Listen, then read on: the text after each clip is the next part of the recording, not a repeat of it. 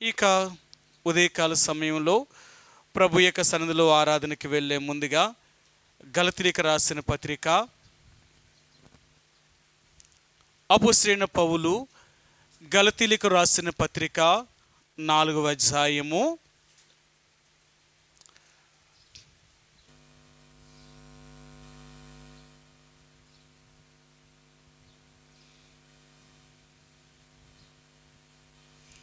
గలతీయులకు రాసిన పత్రిక 4వ అధ్యాయము 22వ వచనం నుంచి 26 వచనం వరకు 26 వరకు మార్చి ఉత్తర ప్రత్యుత్తర రీతిగా చదువుదామండి. మార్చి చదువుదాం.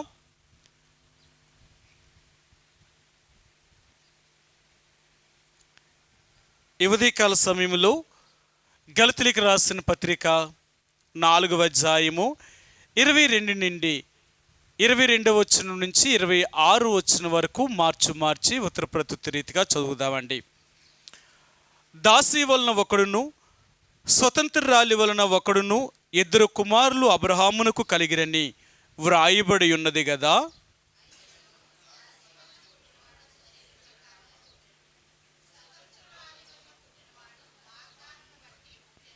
ఈ సంగతులు అలంకార రూపకముగా చెప్పబడి ఉన్నవి. ఈ స్త్రీలు 2 నిబంధనలై ఉన్నారు. వాటిలో ఒకటి సీనాయి కొండ సంబంధమైనదై దాస్యములో ఉండుటకు పిల్లలను కనును. ఇది హాగరు.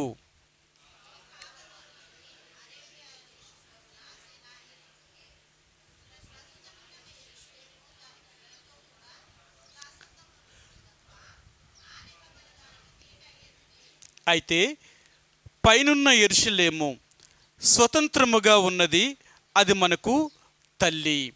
ఈ ఉదయకాల సమయంలో చదవబడిన లేఖన భాగాన్ని దేవుడు దీవించునుగాక. ఈ సమయంలో మనం ప్రభువుని ఆరాధించే ముందుగా దేవుని యొక్క ప్రజలుగా దేవుడు నా జీవితంలో చేసిన మేలులకై ఉపకారములకై ఆయనకి మనం కృతజ్ఞతాస్తుతులు చెల్లించబద్దులమై ఉంటున్నామండి.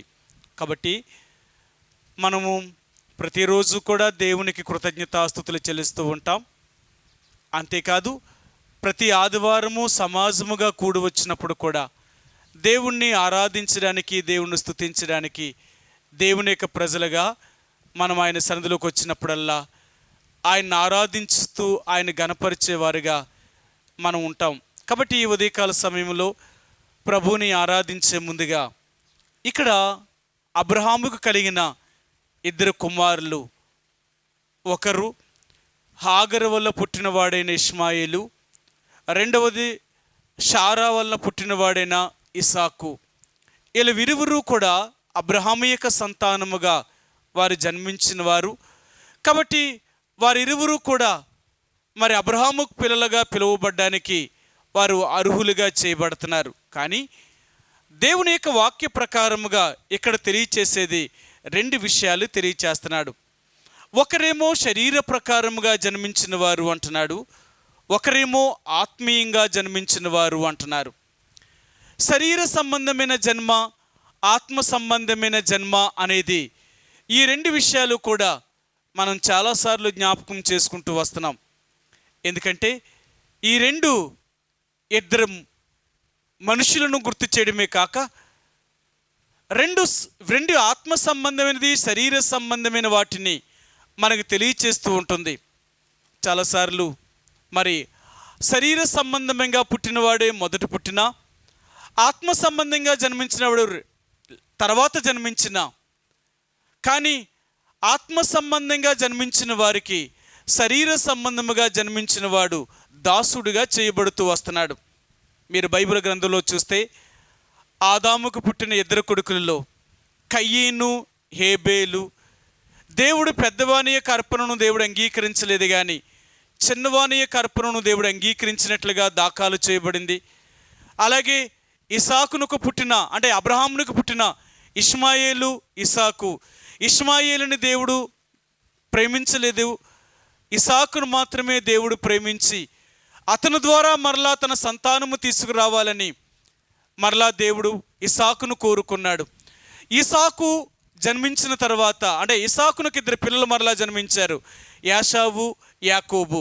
అందులో పెద్దవాడిని దేవుడు ఏర్పరచుకోలేదు, కానీ చిన్నవాడినే దేవుడు ఏర్పరచుకుంటూ వస్తున్నాడు. బైబిల్ ప్రకారముగా మొదట పుట్టినది శరీరమైన, రెండవది పుట్టినది ఆత్మ అయినప్పటికీ శరీరము ఆత్మకు లోబడాలే కానీ ఆత్మ శరీరమునకు లోబడకూడదు. కాబట్టి ఈ రెండు విషయాల్ని మనకు దేవుడు జ్ఞాపకం చేయాలనుకుంటున్నాడు ఆయన. కాబట్టి ఈ ఉదయకాల సమయంలో మనం ప్రభువుని ఆరాధించే ముందుగా ఈ హాగరు అనేది దాస్య సంతానము. ఇక్కడ అదే చెప్తున్నాడు, దాస్య వల్ల పుట్టినవాడు ఒక కుమారుడు, స్వతంత్రరాలి వల్ల పుట్టినవాడు ఒక కుమారుడు అంటున్నాడు ఆయన. రోమిలకు రాసిన పత్రిక 8వ అధ్యాయము, రోమా 8వ అధ్యాయము, క్షమించండి 9వ అధ్యాయము, రోమా 9వ అధ్యాయము 8వ వచనమండి. 7-8 వచనాలు. అబ్రహాము సంతానమైనంత మాత్రము చేత అందరూ పిల్లలు కారు గాని ఇసాకు వలనైనది నీ సంతానము అనబడును. అనగా శరీర సంబంధమైన పిల్లలు దేవుని పిల్లలు కారు గాని వాగ్దాన సంబంధులైన పిల్లలు సంతానమని ఎంచబడుదురు. ఆయన అంటున్నాడు, శరీర సంబంధముగా పుట్టినవారు పిల్లలుగా ఎంచబడతలేదు, కానీ వాగ్దానము చేత ఆత్మచేత జన్మించిన వారు మాత్రమే, వాగ్దానము చేత జన్మించిన వారు స్వతంత్రులుగా చేయబడుతున్నారు. వారే అబ్రహాము పిల్లలు అని చెప్తున్నాడు ఆయన. ఈ రోజున అబ్రహాము యొక్క పిల్లలుగా ఎవరు చేయబడుతున్నారు, ఎవరు చేయబడ్డారు? ఈరోజు మనందరము కూడా అబ్రహాము యొక్క సంతానములోనికి చేర్చబడిన వారము.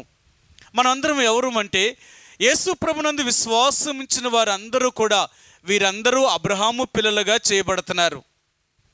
అందుకని ఈరోజు మరలా దేవుడు నీవు నేను కూడా అబ్రహాము యొక్క పిల్లలుగా చేయబడ్డాము అంటే మనం దాసి వల్ల పుట్టిన వారం కాదు, కానీ వాగ్దానము వల్ల జన్మించిన వారము, ఇసాకు వల్ల అంటే షారా వల్ల జన్మించిన వారము, స్వతంత్రరాలి వల్ల జన్మించిన వారము. కాబట్టి ఈ రోజున దేవుడు మనకి ఈ రెండు విషయాల్ని జ్ఞాపకం చేయాలనుకుంటున్నాడు. నేను చాలా విషయాలు జ్ఞాపకం చేసుకుంటూ ప్రభువుని అడుగుతూ వచ్చినప్పుడు, ప్రభువా ఏంటి నాకేం అర్థం కావట్లేదు, మరి ఈ విషయాన్ని శరీర సంబంధమైనది ఆత్మ సంబంధమైనదని, హాగరు వల్ల సంతానం ఒకటని, షారా వల్ల సంతానం ఒకటని, దాసి వల్ల పుట్టినవాడు స్వతంత్రాలు వల్ల పుట్టినవాడు అంటున్నావు. నాకేమీ అంత గ్రహించలేకపోతున్నాను, నాకు తెలియచేయి అని నేనెంతో సమయం ప్రభు దగ్గర కనిపెడితే ప్రభు ఈ రెండు విషయాలు మాత్రమే జ్ఞాపకం తీసుకొచ్చాడు. ఒకప్పుడు మనం కూడా హాగరు వలనైన సంతానముగా చేయబడిన వారము, అంటే మనం దాసత్వములో ఉన్నవారము. అందుకని గత కాలములో నీవు నేను కూడా ఈ లోక సంబంధమైన దాసత్వములో ఉన్న మనలను ఆ యేసు ప్రభువారు తన ప్రేమ చేత మనలను విమోచించి తన రక్తము చేత మనకు విడుదలను కలిగించి తన బిడలుగా చేసుకొని మనను స్వతంత్రులుగా చేశాడు ఆయన. ఇక్కడే మీకు ఆ మాట చూపిస్తాను. గలతీయులకు రాసిన పత్రిక 1వ అధ్యాయము,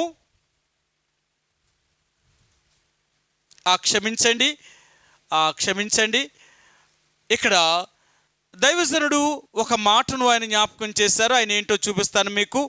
ఆయన మనకి ఎలాగా విడుదలను రక్షణను మనకు కలిగించారో చూపిస్తాను. కొలసీలకు రాసిన పత్రిక 1వ అధ్యాయము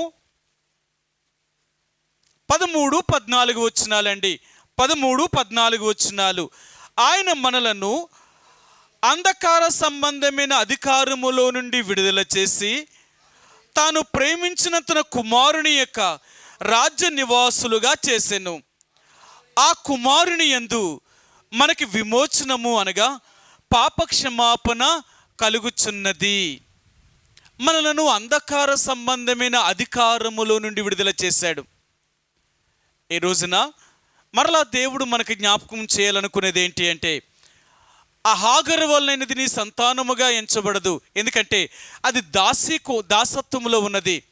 అది దాసురాలి యొక్క కుమారుడు. వాడు నీ కుమారుడు కాదు, స్వతంత్రురాలు వల్ల పుట్టినవాడు మాత్రమే నీ కుమారుడు. అంటే వాగ్దానము చేత జన్మించిన వారు. ప్రియ సహోదరి సోడా, నీవు నేను కూడా అబ్రహాము యొక్క సంతానములోనికి చేర్చబడ్డాము అంటే మనమందరము వాగ్దాన పుత్రులము, మనమందరము వాగ్దానము చేత జన్మించిన వారము. మనమేదో హాగరు వల్ల, దాస్యం వల్ల జన్మించిన వారమేమీ కాదు. మనం నిజముగా అబ్రహాము యొక్క కుమారులుగా చేయబడ్డామంటే ఆత్మచేత ముద్రించబడిన వారము. ఎఫెసీయులకు రాసిన పత్రిక మొదటి అధ్యాయము 13వ వచనం అండి, 1:13. మీరును సత్యవాక్యమును అనగా మీ రక్షణ సువార్తను విని క్రీస్తునందు విశ్వాసముంచి వాగ్దానము చేయబడిన ఆత్మచేత ముద్రింపబడితిరి. మనమందరము వాగ్దానము చేయబడిన ఆత్మచేత ముద్రించబడిన వారము. ఈరోజు నీవు నేను కూడా రక్షించబడ్డాము అంటే అనాది కాలములోనే దేవుడు మనల్ని ఏర్పరచుకోవడం వల్ల ఈరోజు నిన్ను నన్ను దేవుడు అంధకార సంబంధమైన అధికారములో నుంచి విడుదల చేసి, ఆ పాపము నుండి విడుదల చేసి మన స్వతంత్రులుగా చేశాడు. ఈరోజు మనం స్వతంత్రులమే కానీ దాసులము కాదు. అందుకనే మనం మరలా ఈ లోక సంబంధమైన మూలపాఠములో చిక్కబడేవారం కాదు, ఈ లోక సంబంధమైన దాసత్వములో ఉన్నవారం కాదు. అంతేకాదు, ఈ లోకంలో ఉన్న దేనికి మనం దాసులుగా చేయబడిన వారం కాదు. మనం స్వతంత్రులము. దేవుని యొక్క బిడ్డలుగా యేసు ప్రభువుని అంగీకరించిన నీవు నేను కూడా మనం స్వతంత్రులము. అందుకే ఈ లోకంలో మనం దేనికి జడం. లోక సంబంధమైన వాటికి ఏ విషయాల్లో కూడా లోక సంబంధమైన పద్ధతులు కానీ, లోక సంబంధమైన ఆచారముల్లో కానీ, ఈ మానవులు నడుస్తున్న వారు సకల జనుల మర్యాద చెప్పున కానీ మనం నడవం. ఎందుకంటే లోకమునకు ఒక మర్యాద ఉంటే ఉండొచ్చేమో కానీ దేవుని యొక్క మర్యాదకు వ్యతిరేకంగా వెళ్ళము. అందుకనే మనం ఎప్పుడు కూడా ఈ లోక మర్యాదను అనుసరించేవారం కాదు, మనం దేవుని యొక్క కట్టడలను ఆజ్ఞలను అనుసరించేవారు. ఈ రోజున మరలా దేవాతి దేవుడైన యేసు ప్రభువారు నిన్ను నన్ను కూడా ఒకప్పుడు ఆగరు యొక్క సంతానముగా చేయబడిన వారము. అంటే నేను ఈ ఆగరు అనగా ఏంటి, ఆగరు యొక్క కుమారుడైన ఇష్మాయేలు లేక దాసుడుగా చేయబడ్డాడు అని నేను ఆలోచన చేసినప్పుడు, ఆగరు అనగా బైబిల్ గ్రంథంలో ఆ పేరుకి అర్థం ఏంటి అంటేనంట సంచారకురాలు లేక యాత్రికురాలు, సంచరించే వ్యక్తి అన్నమాట. ఒక స్థిరంగా ఉండే వ్యక్తి కాదు, ఒక స్థిరమైన జీవితం కలిగిన వ్యక్తి కాదు, సంచలమైన తత్వం కలిగినది. అందుకనే దేవుడు ఆ హాగరును తన అబ్రహాము యొక్క ఇంట్లో నుంచి వెళ్ళగొట్టమన్నప్పుడు షారా, అబ్రహాము తనను వెళ్ళగొట్టాడు తన ఇంట్లో నుంచి. ఆమె యాత్రికురాలుగా ప్రయాణము చేసుకుంటూ వెళ్ళిపోయింది, ఆమె సంచారము చేసుకుంటూ వెళ్ళిపోయింది. స్థిరమైన ఆలోచన లేక స్థిరమైన జీవితము లేని మనిషి. అందుకనే ఈరోజు దేవుడు నీకు నాకు జ్ఞాపకం చేసేది ఏంటంటే, ఈ ఆగరు వల్లనే సంతానముగా చేయబడిన వారు. ఒకప్పుడు నీవు నేను కూడా మన జీవితంలో దాస్యములకు లోబడిన వారము, పాప సంబంధమైన అధికారము కింద ఉన్నవారము. ఒకప్పుడు నీవు నేను కూడా ఎలాంటి జీవితాన్ని జీవించామంటే ఈ లోక మర్యాదను అనుసరించి, ఈ లోక సంబంధమైన పద్ధతులను అనుసరించి, ఆచారములను అనుసరించి మనం జీవించిన వారు. ఎందుకంటే అలాగ చేయకపోతే లోకం ఏమనుకుంటుందో, ఒకవేళ అలా జీవించకపోతే లోకం ఏం చేస్తుందో ఇది మన భయం. అందుకనే లోక సంబంధించిన విషయాల్లో మనం ఎంతో భయపడి ఒకప్పుడు మనం దేవుణ్ణి ఎరగలేని స్థితిలో ఉన్నప్పుడు లోకమును అనుసరించిన వారు. కానీ ఈరోజు నువ్వు నేను కూడా అబ్రహాము యొక్క సంతానముగా చేయబడిన వారు ఉంటున్న మనలను ఈరోజు దేవుడు మరలా తన కుమారుని యొక్క ఇసాకు వల్లైనది మాత్రమే నీ సంతానమని చెప్పబడుతూ దేవుడు మనల్ని స్వతంత్రులుగా చేశాడు. అంటే మనం బానిసలము కాదు, మనం దాసులము కాదు, మన స్వతంత్రులము. అందుకని అంటాడు, మీరు స్వతంత్రులుగా చేయబడిన వారు కనుక మీరు మీ తండ్రి, నాయన, తండ్రి అని మీరు దేవునికి మొరపెట్టగలుగుతున్నారు. ఎందుకంటే ఒక దాసుడు తన యజమానుని ఒక తండ్రిగా పిలవలేడు. వాడు యజమానుడు కాబట్టి వీడు దాసుడు కాబట్టి తన యజమానుడిని యజమానుడిగానే గౌరవిస్తాడు. కానీ ఒక కుమారుడు తన తండ్రిని తండ్రిగా గౌరవించి నా తండ్రి నాన్న అని పిలవడానికి, నా తండ్రి అని పిలవడానికి వారికి ఎంతో అధికారము కలిగిన వారు. ఆయన ఇక్కడ చూపిస్తారు మీకు. గలతీయులకు రాసిన పత్రిక 4వ అధ్యాయములో ఇక్కడ ఆయన అంటున్నాడు, మీరు ఏం చేయబడ్డారు అంటే ఆయన అంటున్నాడు 6 వచ్చినవండి, 4:6 మరియు మీరు కుమారులై ఉన్నందున నాయన తండ్రి అని మొరపెట్టు తన కుమారుని ఆత్మను దేవుడు మన హృదయములోనికి పంపెను. సరే, మనమందరము కూడా ఆయన తండ్రి నాయన అని పిలిచే అధికారములను తీసుకొచ్చాం. మన స్వతంత్రాల వల్ల పుట్టిన వారమే కానీ దాసుల వల్ల పుట్టిన వారం కాదు. అందుకని మన అందరము కూడా ఆయనకు కుమారులుగా కుమార్తెలుగా చేయబడిన వారు. మనం దాసులము కాదు, మనం దాసురాండ్లము కాదు, కుమారులము కుమార్తెలుగా. కొరింథీయులకు రాసిన 2వ పత్రిక 6వ అధ్యాయము అపోస్తలుడైన పౌలు కొరింథీయులకు రాసిన 2వ పత్రిక 6వ అధ్యాయము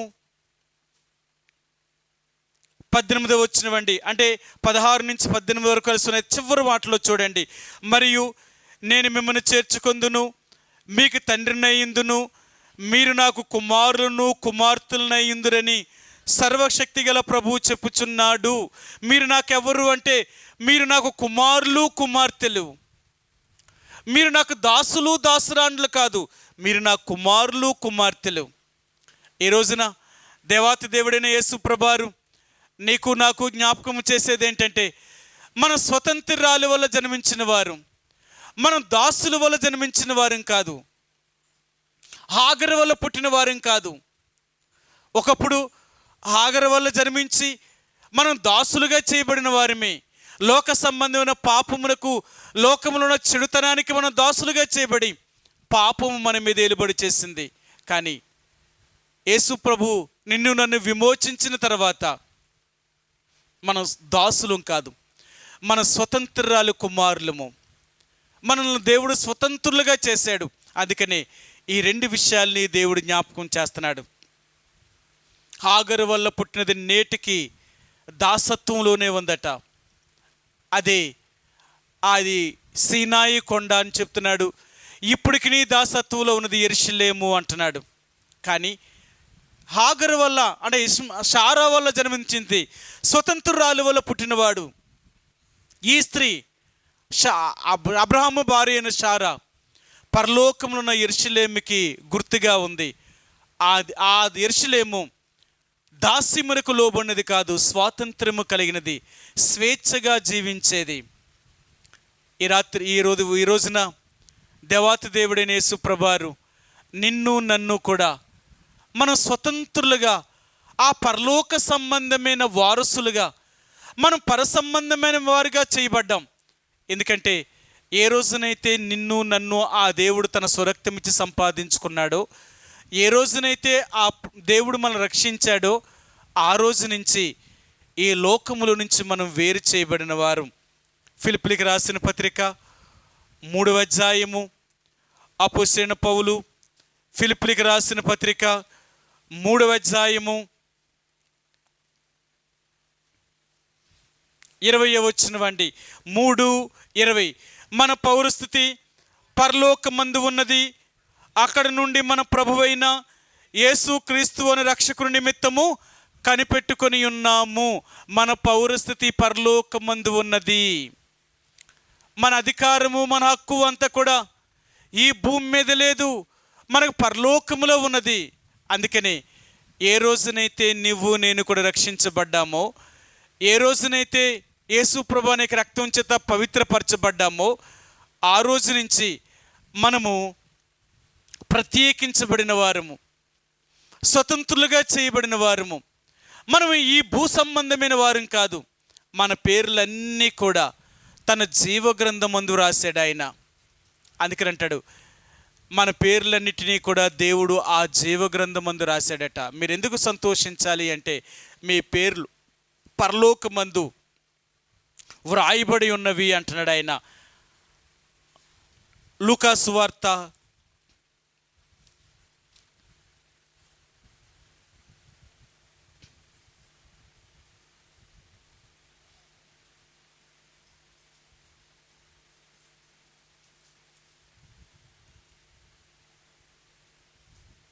10వ అధ్యాయము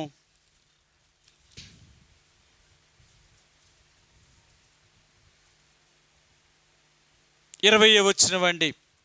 ఆయనను దయ్యములు మీకు లోబడుచున్నవని సంతోషింపక మీ పేర్లు పరలోకమందు వ్రాయబడి ఉన్నవని సంతోషించుడని వారితో చెప్పెను. నా పేర్లు పరలోకమందు వ్రాయబడి ఉన్నాయి. ఈ రోజున దేవుడు మనకు జ్ఞాపకం చేసేది ఏంటంటే, మనందరినీ కూడా దేవుడు విమోచించి మన పేర్లను ఆ పరలోకమందు చేర్చి రాశాడు, ఆ గ్రంథంలో రాశాడు. మీ అందరికీ తెలుసు, ఎవని పేరైనను ఆ జీవ గ్రంథమందు వ్రాయబడినట్టు కనబడిన ఎడల వాడి అగ్ని గంధకాలతో మండు గుండములో పాలు పొందుతాడు. ఇది 2వ మరణము అంటున్నాడు ఆయన. కాబట్టి నిన్ను నన్ను ఆ దేవుడు ఆ పరలోక సంబంధమైన యెరూషలేముకి అనగా స్వతంత్రులుగా నిన్ను నన్ను చేర్చాడు. అందుకనే మనం దాసులము కాదు, ఇప్పుడు మనం స్వతంత్రులు.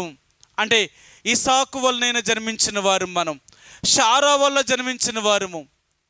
కాబట్టి ఒకప్పుడు నీవు నేనైతే ఈ ఆగర సంతానముగా చేయబడిన వారు, దాస్యానికి లోబడిన వారము, ఈ అంధకార సంబంధమైన అధికారానికి లోబడిన వారము, పాపమునకు బానిసలుగా చేయబడిన వారము. ఎందుకంటే పాపము మనల్ని ఈ లోకములో బంధించిందండి.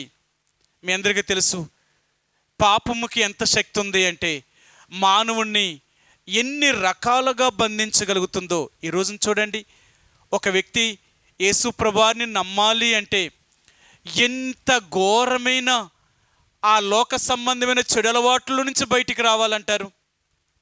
ఎంత కష్టం, అంత తేలిక.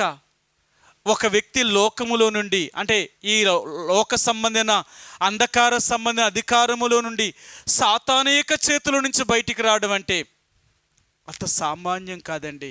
ఎందుకో తెలుసా, పాపము మనిషిని బంధించుతుందంట.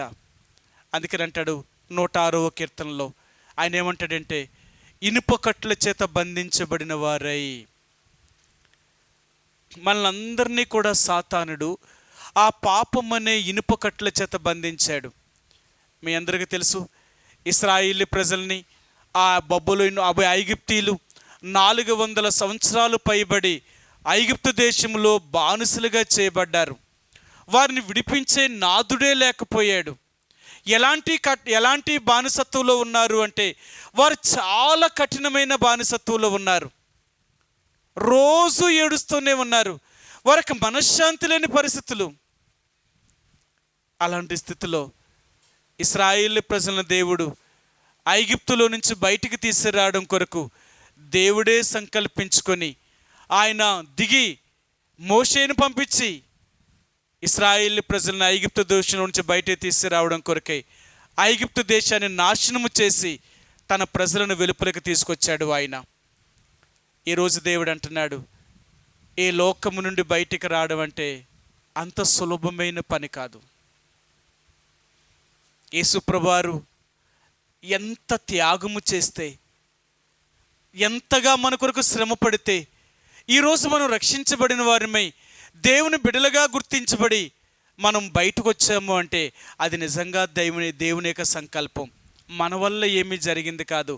అందుకని మనం ఎన్నోసార్లు జ్ఞాపకం చేసుకుంటూ ఉంటాం, మనం రక్షించబడ్డాము అంటే దేవుని ఉచితమైన కృప ద్వారానే మనం రక్షించబడ్డాం. కానీ అది మన వలన కలిగినది కాదు, అది మన క్రియల వలన కూడా కలగలేదు. అది దేవుని వరమే. దేవుని వరము చేత నీవు నేను కూడా రక్షించబడి మారు మనసు యొక్క అనుభూతికి రాగలిగినాం. ఈ ఉదయకాల సమయంలో దేవుడు అంటున్నాడు, ఒకప్పుడు మీరు ఆగరు వల్ల లోక సంబంధమైన సంతానముగా చేయబడిన వారు. నిజమే కదా. మనం ఒక్కసారి మన పరిస్థితిని మనం జ్ఞాపకం చేసుకుంటే, ఎఫెసీయులకు రాసిన పత్రిక 2వ అధ్యాయం 13, 12, 13 వచనాలను అంటాడు, మీరు ఇశ్రాయేలు ప్రజలతో సహపౌరులు కాక పరజనులను, వాగ్దానము లేని నిబంధన లేని పరజనులను, నిరీక్షణ లేని వారును, లోకమందు దేవుడు లేని వారినై ఉండి మీరు దేవునికి దూరస్తులై ఉంటురని మీరు జ్ఞాపకము చేసుకునండి అంటాడు ఆయన. మనము యేసు ప్రభువారిని అంగీకరించడానికి మనకి ఎటువంటి అర్హత కూడా లేదు. ఎందుకంటే దేవుడు ఆ ఇశ్రాయేలు ప్రజల్లో ఉన్న 12 గోత్రాల్లో ఉన్న వారికి మాత్రమే ఆయన దేవుడు. ఇంకెవ్వరికీ ఆయన దేవుడిగా చేయబడలేదు. ఎందుకు అంటే అబ్రహాము ద్వారా జన్మించిన ఆ సంతానాన్ని దేవుడు ఏర్పరచుకొని వాళ్ళను మాత్రమే తన జనాంగంగా చేర్చుకున్నాడు ఆయన, మనం కాదు.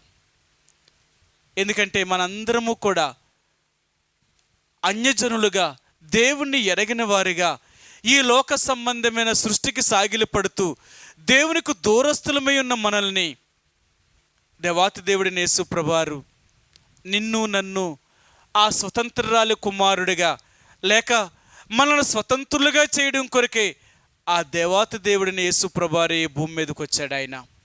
కాబట్టి ఈరోజు నువ్వు నేను కూడా స్వతంత్రాలు కుమారులుగా చేయబడ్డాం. పైనున్న యెరూషలేము యొక్క కుమారులు. మనం భూ సంబంధమైన వారము కాదు, మనం పర సంబంధమైన వారము. ఏ రోజునైతే నిజంగా నువ్వు హృదయంలో మార్పు చెంది నువ్వు రక్షణ అనుభవంలోనికి వచ్చావో నీ పేర్లన్నీ కూడా జీవగ్రంథమందు వ్రాయబడ్డాయి. నీ అధికారం అంతా కూడా పరలోకంలో ఉంది. కాబట్టి మనం పర సంబంధమైన యెరూషలేముకి సంబంధించిన వారు, అంటే ఆత్మ సంబంధమైన అబ్రహాము యొక్క కుమారులుగా చేయబడిన వారు. ఏ రోజునైతే అబ్రహాము కుమారులుగా చేయబడతామో అప్పుడే నా జీవితంలోనికి ఆ సంతోషం రాగలుగుతుందండి. మీకు ఒక మాట చూపిస్తాను. లూకా సువార్త 19వ అధ్యాయము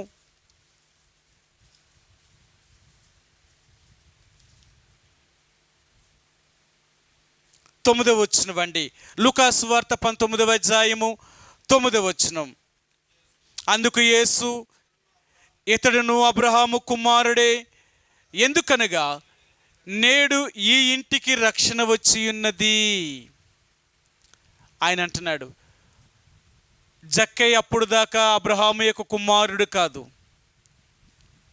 ఎప్పుడైతే యేసు ప్రభు వారి దగ్గరికి వచ్చాడో, యేసు ప్రభు తనతో మాట్లాడాడో, తన పాప జీవితాన్ని విడిచిపెట్టాడో, అప్పుడు చెప్తున్నాడు దేవుడు, జక్కయ్య నీవును నిజముగా అబ్రహాము యొక్క కుమారుడువు. అబ్రహాము పిల్లలు అనబడేవారు శరీర సంబంధమైన వారు కారు. అందుకని అన్నాడు, శరీర సంబంధంగా పుట్టినంత మాత్రానికి వారు అబ్రహాము కుమారులు కారు, కానీ ఆత్మచేత జీవించేవారు లేక ఆత్మానుసారముగా జన్మించిన వారే అబ్రహాము యొక్క పిల్లలుగా చేయబడుతున్నారు. ఈ రోజున 2 రకాలుగా వాదన కలుగుతుంది. ఒకటి, ఇశ్రాయేలు ప్రజలు వాగ్దానము చేత జన్మించిన వారు, ఇసాకు వలన జన్మించిన వారు, వారు అబ్రహాము యొక్క సంతానం అంటే వారు. మరి దేవుణ్ణి ఎరిగిన అన్యజనులైన వారు, వీరు అబ్రహాము యొక్క సంతానముగా చేయబడడానికి అర్హత లేని వారు అంటున్నారు. కానీ మనం ఎలాగో అబ్రహాము సంతానంగా చేయబడ్డామో, వారు శరీర సంబంధమైన అబ్రహాము ద్వారా జన్మించిన వారేమో కానీ మనం ఆత్మచేత జన్మించిన వారు. అందుకనే ఆ శరీర సంబంధమైన జన్మించిన వారి కంటే ఆత్మీయంగా జన్మించిన మనమే నిజమైన అబ్రహాము యొక్క వారసులమి అంటున్నాడు ఆయన. రోమిలికి రాసిన పత్రిక 8వ అధ్యాయము అపొస్తలుడైన పౌలు ఇక్కడ కొన్ని విషయాల్ని ఆయన జ్ఞాపకం చేస్తూ ఎవరు అబ్రహాము యొక్క సంతానము, ఎవరు అబ్రహాము పిల్లలుగా చేయబడుతున్నారో చెప్తున్నాడు ఆయన.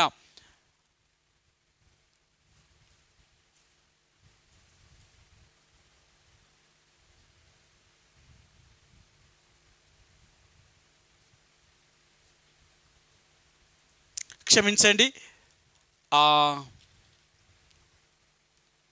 5వ అధ్యాయము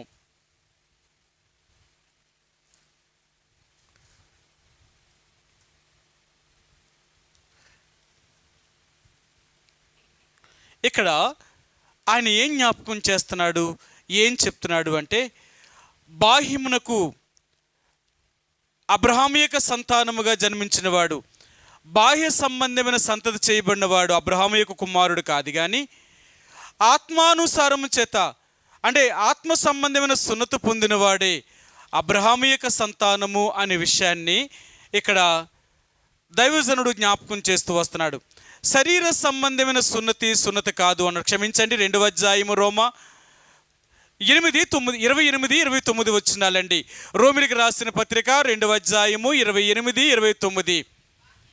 బాహ్యమునకు యూదుడైన వాడు యూదుడు కాడు, శరీరమందు బాహ్యమైన సున్నతి సున్నతి కాదు, అయితే అంతరంగమందున్న యూదుడైన వాడే యూదుడు.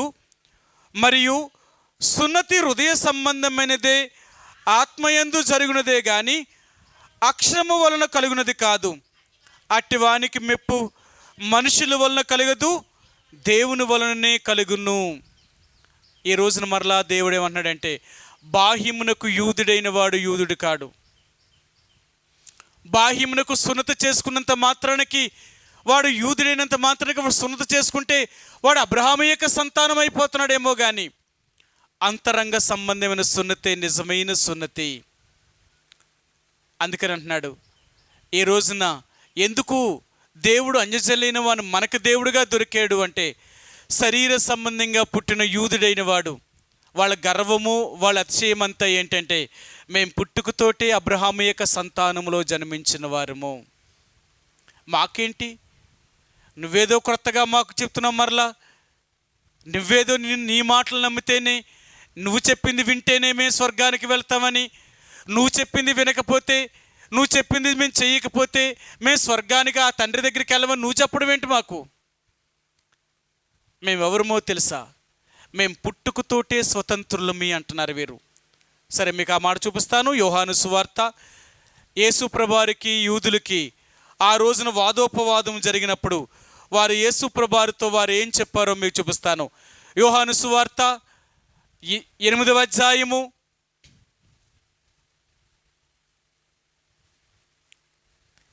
39-40 వచ్చినవండి.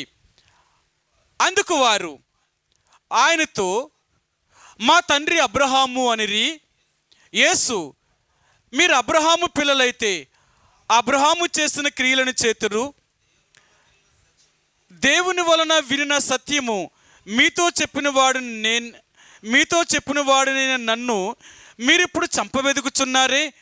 అబ్రహాము అట్లు చెయ్యలేదే. ఆయన అంటున్నాడు, అబ్రహాము యొక్క సంతానముగా చేయబడ్డవని చెప్పుకుంటున్నారు కదా మీరు. అయితే చూడండి 32-33 వచనాలండి. అప్పుడు సత్యము మిమ్మల్ని స్వతంత్రులుగా చేయనని చెప్పగా వారు, మేము అబ్రహాము సంతానము, మేము ఎన్నడూను ఎవనికిని దాసులమై ఉండలేదే. మీరు స్వతంత్రులుగా చేయబడుదురని యాల చెప్పుచున్నావని ఆయనతో అనిరి. నువ్వేంటి కొత్తగా అమ్మా చెప్తున్నావు? మేము పుట్టుకతోటి అబ్రహాము యొక్క సంతానము, మేమెప్పుడు ఎన్నడూ ఎవరికి దాసులుగా ఉండలేదు, మేము స్వతంత్రుల వల్ల పుట్టిన వారము, మాకు స్వాతంత్రము మా పుట్టుకతోటే వచ్చింది, మా పుట్టుకతోటే మాకు స్వాతంత్ర్యం ఉంది.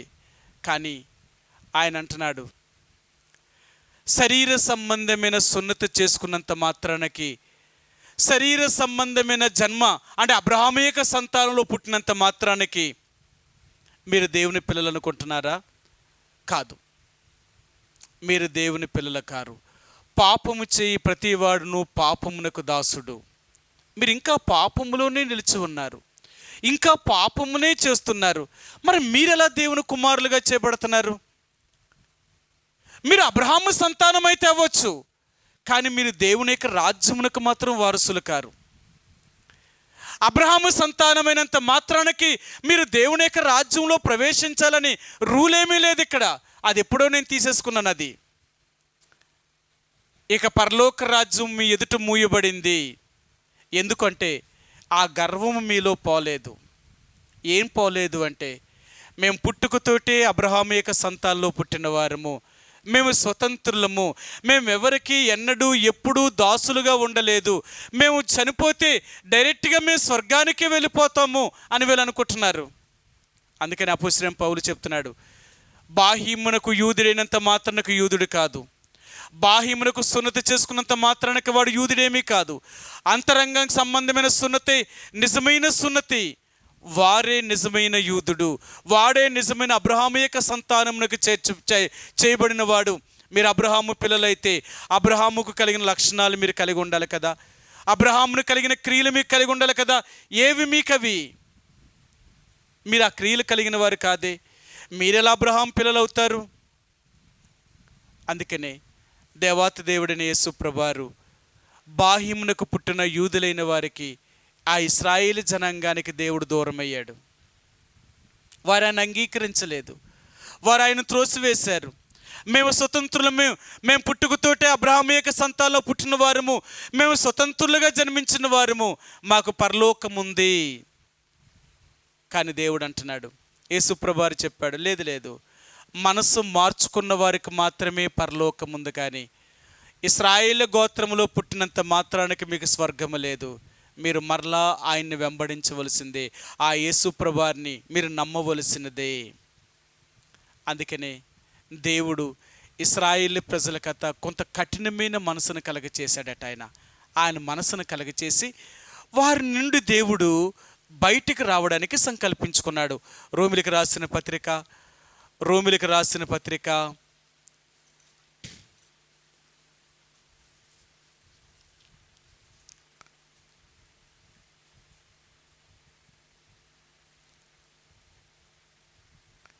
దేవుడు ఇశ్రాయేలు ప్రజల్ని ఎలాగా ఏం చేశాడో ఆయన కొన్ని విషయాలు ఆయన జ్ఞాపకం చేస్తూ కొన్ని విషయాలు ఆయన చెప్తున్నాడు అన్నమాట.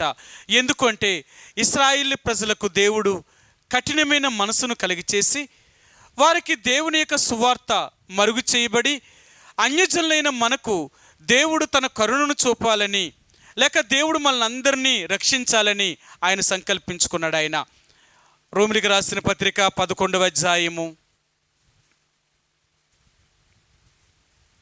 30-31 వచ్చినవండి. మీరు గత కాలమందు దేవునికి అవిధేయులై ఉండి ఇప్పుడు వారి అవిధేయతను బట్టి కరుణింపబడితిరి, అటువలనే మీ ఎడల చూపబడిన కరుణను బట్టి వారును ఇప్పుడు కరుణను పొందిన నిమిత్తము ఇప్పుడు వారు అవిధేయులై ఉన్నారు. అందరి ఎడల కరుణ చూపవలనని దేవుడు అందరినీ అవిధేయత స్థితిలో మూసివేసి బంధించి ఉన్నాడు. సరే, దేవుడు యూదులను అవిధేయత స్థితిలోనికి దేవుడు తీసుకెళ్ళడట. ఒకవేళ దేవుణ్ణే కాని వారు, యేసుప్రభువారినే కాని వారు నమ్ముంటే, ఆయన నిజముగా దేవుడు కుమారుడని నమ్ముంటే ఆయన చంపరు. ఒకవేళ యేసుప్రభువారే కానీ చనిపోకపోతే మనకు ఈ రక్షణ దొరకదు. సరే, ఒక మాట మీకు చెప్తాను. అబ్రహాముని దేవుడు తన కుమారుడిని ఇస్సాకుని తీసుకుని పోయి మోరియా పర్వతాల మీద ఒక పర్వతం మీద తన కుమారుడిని చంపమన్నప్పుడు ఇస్సాకు తనకు ఒక్కడైన తన కుమారుణ్ణి కూడా చంపడానికి వెనుదీయలేదు. వెనుదీయకపోవడం గల కారణం ఏంటి అంటే 2 కారణాలు ఉన్నాయి. ఒకటి, దేవుడు నాతో వాగ్దానము చేశాడు. ఏమని వాగ్దానం చేశాడు అంటే, నీ సంతానమును ఆకాశ నక్షత్రములను భూమి మీద ఇసుక రేణుల వలె చేస్తాను అన్నాడు ఆయన. అలాగ జరగాలి అంటే దేవుడు చెప్పినట్లుగా నేను చెయ్యాలా? ఇప్పుడు దేవుడు చెప్పినట్లుగా నేను చెయ్యాలి అంటే నా ఒక కుమారుడైన ఈ ఇస్సాకును తీసుకెళ్ళి నేను బలర్పించాలి. నేను ఒక్కడిని చంపితే నా సంతానము లెక్కకు ఇసుక రేణుల వలె ఆకాశ నక్షత్రం వలె చేయబడుతుంది.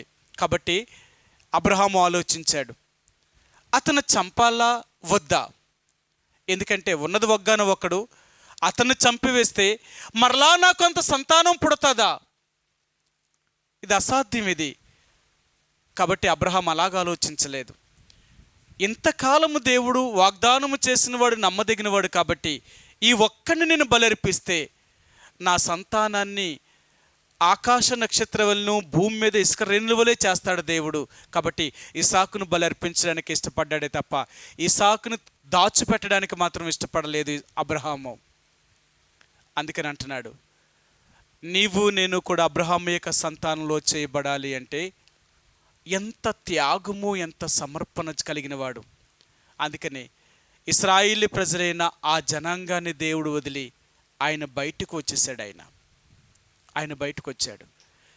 ఆయన బయటకు వచ్చి అన్యజనులైన వారికి దేవుని సువార్తను చెప్పడం ప్రారంభించబడ్డాడు. సకల దేశములకు వెళ్ళి దేవుని సువార్తను అందించాలన్న బాధ్యతను తీసుకున్నాడు ఆయన. కాబట్టి ఈ రోజున దేవాతి దేవుడైన యేసు ప్రభువారు నిన్ను నన్ను కూడా స్వతంత్రులుగా చేశాడు, అబ్రహాము యొక్క సంతానంగా చేశాడు. ఏదో మన శరీర సంబంధంగా ఇశ్రాయేలు సంతానంలో పుట్టకపోయినా ఆత్మీయంగా ఆత్మ సంబంధమైన హృదయ సున్నతిని కలిగిన వారమే ఆ యేసు ప్రభుని యొక్క రక్తము చేత మనం శుద్ధీకరించబడి ఆత్మ సంబంధమైన సున్నతి కలిగి మనం నిజముగా ఆత్మ సంబంధమైన అబ్రహామునకు కుమారులుగా చేయబడ్డాం. మనం ఎవరు అంటే నిజంగా ఆత్మ సంబంధమైన సున్నతి కలిగిన అబ్రహాము యొక్క పిల్లలం. మనం శరీర సంబంధంగా పుట్టిన అబ్రహాము యొక్క సంతానం కాకపోయినా ఆత్మ సంబంధమైన సంతానముగా దేవుడు నన్ను చేర్చాడు. అందుకని అంటున్నాడు ఆయన, మీరు స్వతంత్రాలి కుమారులు, మీరు దాసి యొక్క కుమారులు కారు. ఈ లోక సంబంధమైన పాపము నుండి మీరు బయట వేరు చేయబడ్డారు. మీరు స్వతంత్రాలి యొక్క కుమారులు మాత్రమే. ఈరోజు మరలా అంటున్నాడు, ఒకవేళ ఇంకా నువ్వు దాస్యములో ఉన్నావా, ఇంకా పాప సంబంధమైన ఏదైనా పాపము నీ మీద అధికారము చేస్తుందా, పాపానికి నువ్వు బానిసగా చేయబడ్డావా, పాపం నిన్ను ఏరుతుందా, అయితే నువ్వు అబ్రహాము కుమారుడిగా కుమార్తెగా చేయబడలేదు. నువ్వు అబ్రహాము యొక్క కుమారుడిగా కుమార్తెగా చేయబడాలి అంటే, నువ్వు స్వతంత్రాలు కుమారుడివి అవ్వాలి అంటే, శారా వలనైనా నీ సంతానముగా చేయబడాలి అంటే నీ క్రియలు మారాలి. నీ క్రియలు మారకపోతే సారా వల్ల పుట్టిన వారుగా మనం చేయబడవండి. స్వతంత్రాలు కుమారులు మనం కాదు. పేతురు రాసిన మొదటి పత్రిక 3వ అధ్యాయము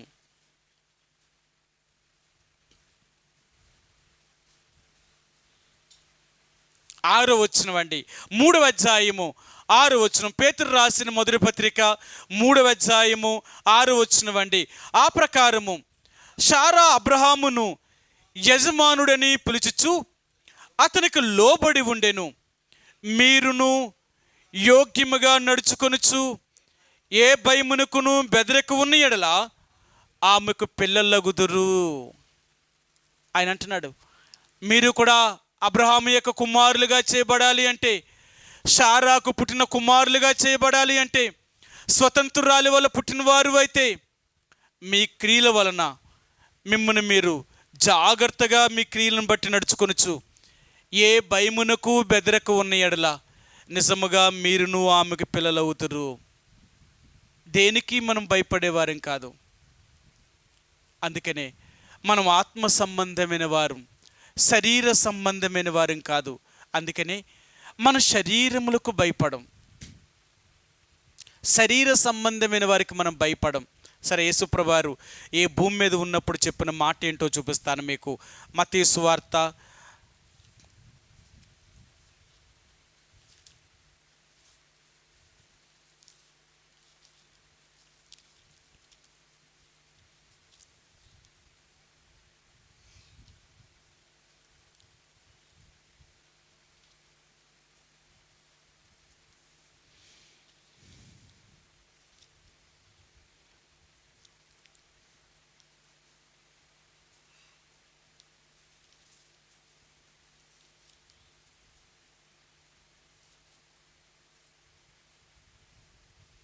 12వ అధ్యాయము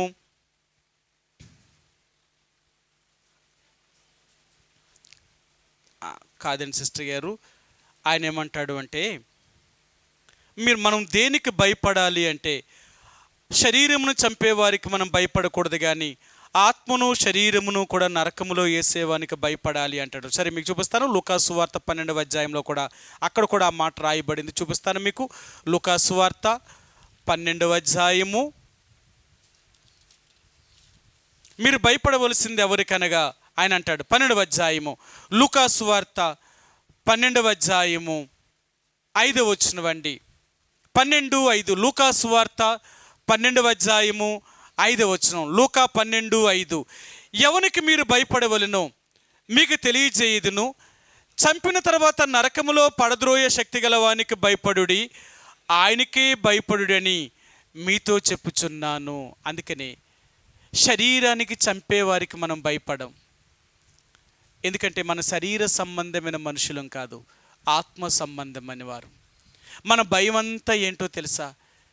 ఆత్మను రక్షించుకునేవారం కాబట్టి మన శరీరాలకు భయపడేవారం కాదు, మనం దేవుని యొక్క ఆత్మకు భయపడేవారు.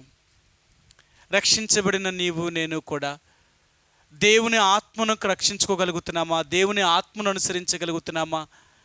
మనం నిజముగా దేవుని యొక్క ఆత్మానుసారమైన జీవితాన్ని జీవిస్తే మన శరీరానికి లోబడుతున్నామా, ఆత్మకు లోబడుతున్నామా? అందుకన్నాడు, మీరు శరీరమునకు చంపువానికి మీరు భయపడకూడదు, కానీ ఆత్మను నరకములో పడవేసేవానికి మాత్రమే మీ శరీరమును చంపిన తర్వాత ఆత్మను నరకములో వేసేవాడికి భయపడాలా. అందుకని మనం ఆత్మ సంబంధమైన విషయాలకు భయపడతామే తప్ప శరీర సంబంధమైన విషయాలకు భయపడం. అందుకని ఈ లోకము దేవుని యొక్క ప్రజలను హింసించిన, దూషించిన, అవమానపరిచిన, వాళ్ళు గాయపరిచిన, లేక చంపివేయబడినప్పటికీ కూడా వాళ్ళు చావడానికైనా ఇష్టపడుతున్నారేమో కానీ వారు వెనుకాడడానికి ఇష్టపడతలేదు. కారణం ఏంటో తెలుసా? వారి శరీర సంబంధమైన మనుషులు కారు.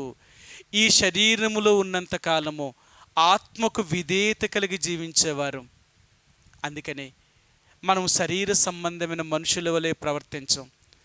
శరీర సంబంధమైన మనుషులు జీవించినట్లుగా జీవించం. శరీర సంబంధమైన మనుషులు ఉన్నట్లుగా మనం ఉండం. ఎందుకంటే మనం శరీరాలను సంతోషపరుచుకునేవారం కాదు, మన ఆత్మను సంతోషపరిచేవారు. ఎందుకంటే యేసు ప్రభువారు మన లోకములో నుంచి వేరు చేశాడు. మన స్వతంత్రుల వల్ల జన్మించిన వారిగా చూపించాడు. మనం దాసులము కాదు, మన స్వతంత్రాల వల్ల పుట్టినవారు. అందుకనే మనం దేనికి దాసులుగా ఉండం. ఒకప్పుడు యేసు ప్రభువారిని ఎరగక మునుపు ఈ లోక సంబంధమైన అధికారములో ఉన్న సాతానుడికి, లోకానికి, మనుషులకి భయపడి, పాపానికి భయపడి ఎన్నోసార్లు దేవుణ్ణి దుఃఖపెట్టి, బాధపెట్టి దేవునికి అవిధేయత చూపించాం. కానీ యేసు ప్రభులోకి వచ్చిన తర్వాత మన లోకానికి కానీ, పాపమునకు కానీ, సాతానుడికి కానీ మనం భయపడం. అందుకని ఈ లోకంలో మనం ఎవ్వరికీ భయపడం. ఎందుకు భయపడము అంటే మన శరీరాలనే వారు ఏమైనా చేయగలరు, ఇంకంతకంటే మనల్ని ఏం చేయగలరు? మన ఆత్మకు మనం భయపడేవారు. అందుకనే మనందరినీ యేసు ప్రభువారు శరీర సంబంధమైన సున్నతి కాక ఆత్మ సంబంధమైన సున్నతులను తీసుకొచ్చి మనం నిజముగా అబ్రహాము యొక్క సంతానముగా, నిజముగా ఆత్మానుసారమైన బిడ్డలుగా మనల్ని మార్చి వాగ్దానము చేయబడిన ఆత్మ చేత మనల్ని అందరినీ ముద్రించాడు. అందుకనే ఈరోజు నువ్వు నేను ఎవరమి అంటే మనం దేవుని యొక్క పిల్లలం. మనం సర్వోన్నతునికి దేవుని యొక్క కుమారులు, కుమార్తెలు మనం. అందుకనే ఎక్కడికైనా మనం వెళ్ళినప్పుడు మన దేవుడి గురించి చెప్పుకోవడానికి మనం సిగ్గుపడేవారం కాదు. మన దేవుడు చాలా గొప్ప దేవుడు. నేను ఒక వాట్సాప్ చూశాను. వాళ్ళు సువార్త చేస్తూ ఉంటే వాళ్ళు ఒక వ్యక్తి అంటే సువార్త అంటే అంగీకరించలేని వాళ్ళు అన్నారు, మీరెందుకు మాకు సువార్త చెప్తున్నారు? మీ గుడికొచ్చే వాళ్ళకి చెప్పుకోవచ్చు కదా, మీరు మీ ఇంట్లో చెప్పుకోవచ్చు కదా, మీ 4 గోళ్ల మధ్య చెప్పుకోవచ్చు కదా, ఎందుకు మాకు సువార్త చెప్తున్నారు అంటే అప్పుడు వీళ్ళు చెప్తున్నారన్నమాట, అయ్యా మా యేసు ప్రభువారు ఒక 4 గోళ్ల మధ్య కానీ చచ్చిపోయి ఉంటే, రహస్యంగా చచ్చిపోయి ఉంటే మేము కూడా మా దేవుని రహస్యంగానే తెలియచేస్తాం. మా దేవుడేమి 4 గోళ్ల మధ్య లేక ఎవ్వరూ చూడకుండా ఏదో రహస్యమైన స్థలములలో మా దేవుడు చచ్చిపోలేదు. అందరూ చూస్తుండగా పబ్లిక్లో, సమాజములో అందరి మధ్య ఆయన సిలువేయబడ్డాడు. అందుకే మేము కూడా మా దేవుణ్ణి మేమందరికీ సర్వలోకానికి వెళ్ళి సర్వసృష్టికి మేము సువార్తను ఎందుకు ప్రకటిస్తున్నాము అంటే మా దేవుడు బాహాటముగా చంపబడ్డాడు. మా దేవుడు మాకు చెప్పింది ఏంటంటే మీరు సర్వలోకములోనికి వెళ్ళి సర్వసృష్టికి సువార్తను ప్రకటించమన్నాడు. అది మార్కెట్ అయినా, అది ఉద్యోగం చేసే ఆఫీస్ అయినా, అది మా ఇల్లు అయినా, మా వీధి అయినా, మా పట్టణమైనా, మేము ఎక్కడైనా ఆ స్వేచ్ఛ మాకుంది. మాకు దేవుడు చెప్తున్నాడు మీరు వెళ్ళి నా గురించి తెలియచేయండి. సరే అంటే దేవుని యొక్క ప్రజలను దేవుడు స్వతంత్రులుగా చేశాడు. మనం దాసులము కాదు, మనం ఎప్పుడూ కూడా స్వతంత్రులుగా చేయబడిన వారు. పాపమునకు మనం భయపడేవారం కాదు, మనం స్వతంత్రులం. అందుకే మనం శరీర సంబంధమైన ఎలాంటి కష్టాన్నైనా సరే మనం లెక్క చేయం, అది ఎలాంటి శ్రమ వచ్చినా లెక్క చేయం. ఆత్మ సంబంధమైన విషయాల గురించే మనం ఆలోచించేవారు. అందుకనే దేవునికి ఎక్కడైనా చిన్నది అవిధేయత మనం చూపిస్తే మన హృదయంలో ఎంత నొచ్చుకుంటామో, ఎంత బాధపడతామో. ఎందుకో తెలుసా? వీరు ఆత్మ సంబంధమైన వారు. ప్రతి చిన్న విషయానికి ఆత్మ సంబంధమైన విషయంలో చాలా జాగ్రత్త కలిగి ఉంటారు వారు. ఎందుకంటే వారు ఆత్మను దుఃఖపరిచేవారు కాదు. దేవుని ఆత్మను దుఃఖపరచొద్దు. శరీరం ఏడ్చినా పర్లేదేమో, శరీరం బాధపడినా పర్లేదేమో, కానీ నీలో ఉన్న ఆత్మను మాత్రం ఏడిపించొద్దు. కారణం ఏంటో తెలుసా? దేవుని ఆత్మను ఏడిపించేమా అది శాపము, అది ఎప్పటికీ ఉండిపోద్దట.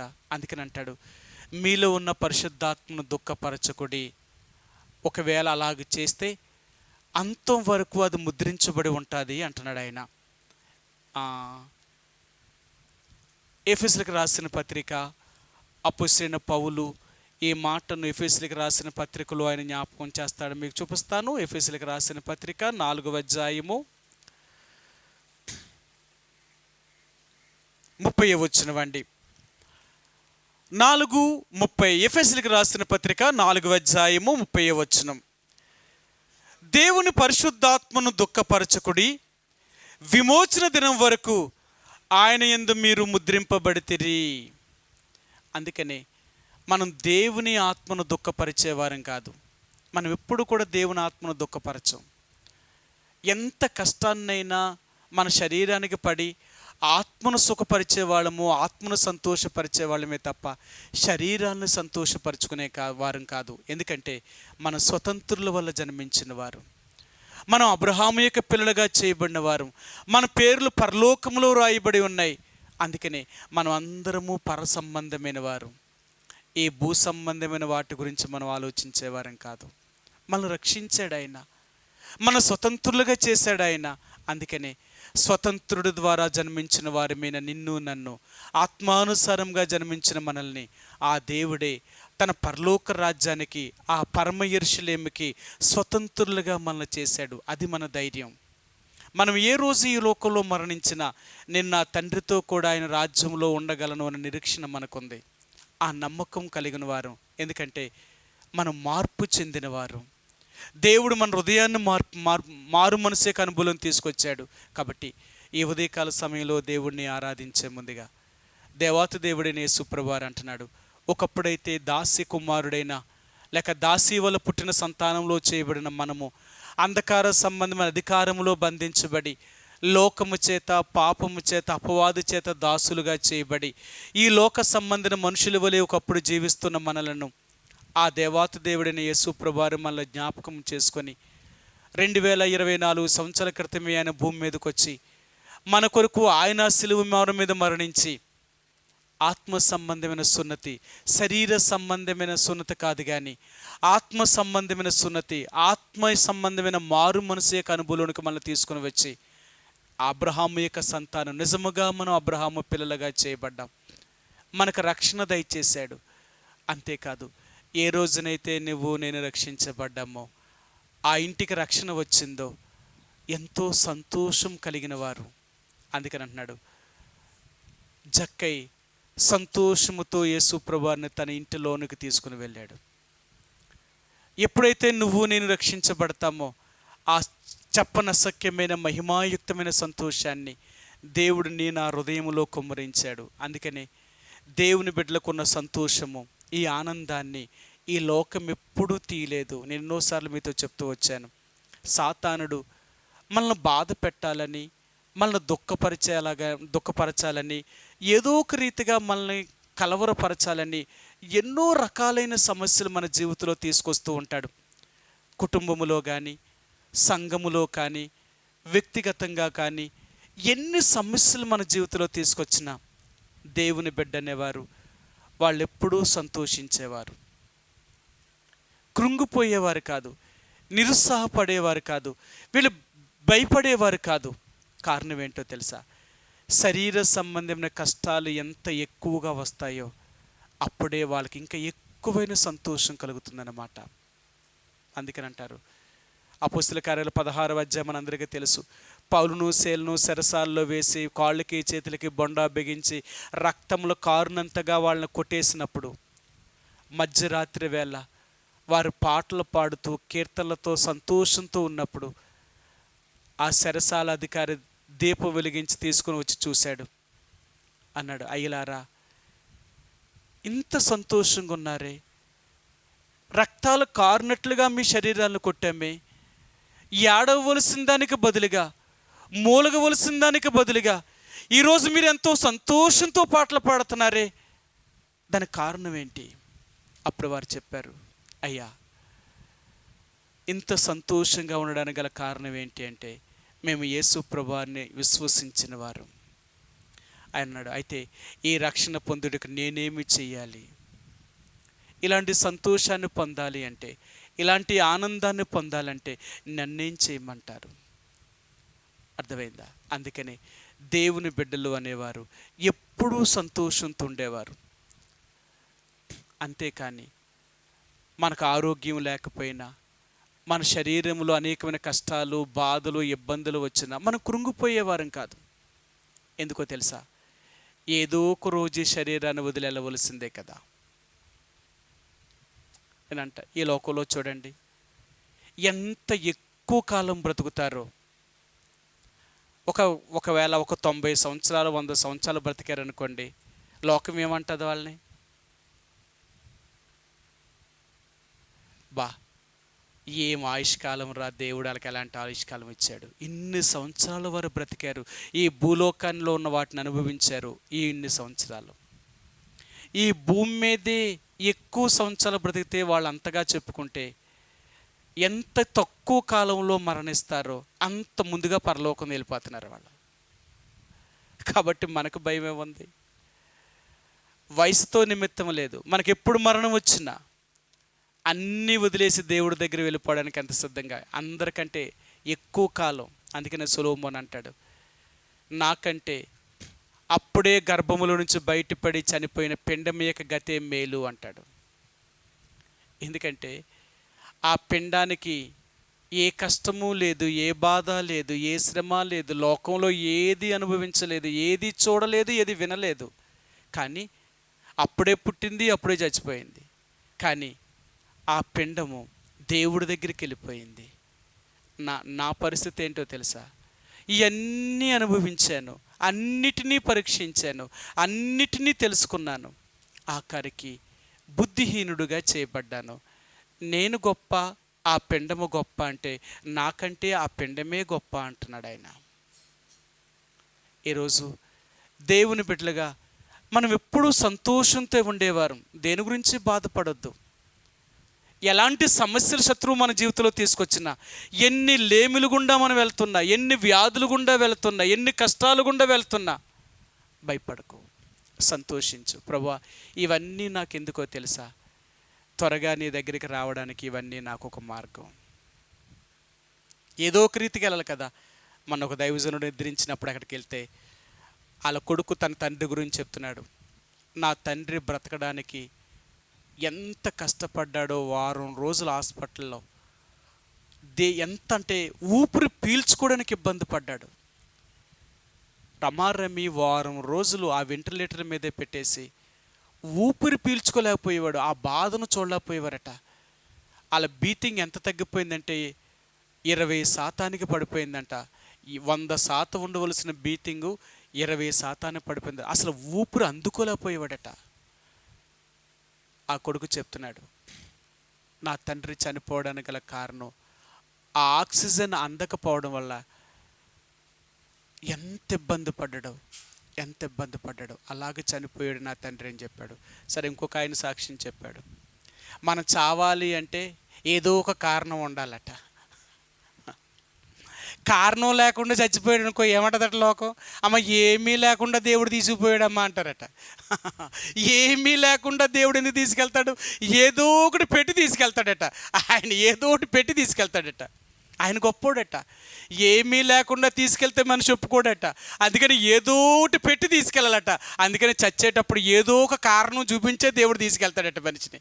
ఈ జబ్బో, ఆ ప్రమాదమో, ఆ ఆపదో ఏదో ఒకటి సంభవించి ఆ ప్రాణం పోయేలాగా దేవుడు చేస్తాడట. అందుకనే దేవుడు అంటున్నాడు, ఈరోజు మనం ఎవరమి అంటే మన శరీరాల్ని సుఖపరుచుకునే వాళ్ళం కాదు.